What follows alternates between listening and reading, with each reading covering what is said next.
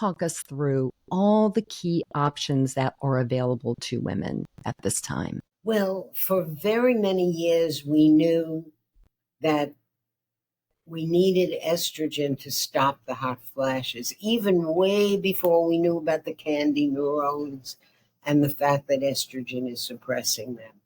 We knew replacing estrogen in the menopausal woman would uh, treat those hot flushes and could. And we have to say, even with all the new information we have, we still feel that for the menopausal woman, when you want to stop the hot flashes, the gold standard is still estrogen. But we now have some very good long-term results from the WHI. And you remember that the WHI, I'm sure the women listening remember that that was over 20 years ago and made it sound like estrogen was a negative. Well, following women for all these years, it turned out that estrogen was not a negative. When we look at long-term risks and benefits, the benefits of estrogen far outweigh the risks. But the real problem was the progestin. So women with a uterus who have to take a progestin along with estrogen to protect the lining of the uterus from hyperproliferation, which we know for a very long time.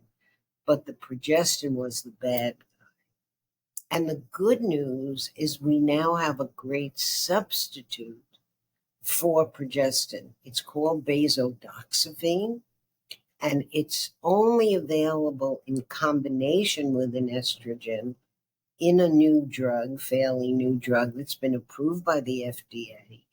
And this combination is really working very well, gives you the estrogen, but protects the lining of the uterus without the negatives of progestin. So that's one new drug that I talked about to the internists who are finally getting around to treating menopausal women. But the other interesting fact is once we knew about the candy neurons that Margaret talked about, particularly the most active one in upsetting the whole balance of temperature called neurokinin, they were able to develop an antigen to the neurokinin, an actual suppressor specifically of the neurokinin receptor. And it works. And it has gone through all the phase 1, 2, and 3 studies. And almost a year ago, it was approved by the FDA, and it's now on the market. Its name is Fezolinetant, and it's marketed as Veoza. I think you all heard Veoza because the company is advertising quite a lot because they want to get the word out that there is an approved non-hormonal treatment for hot flushes. It doesn't do any of the other good things that estrogen does, such as treat bone strength or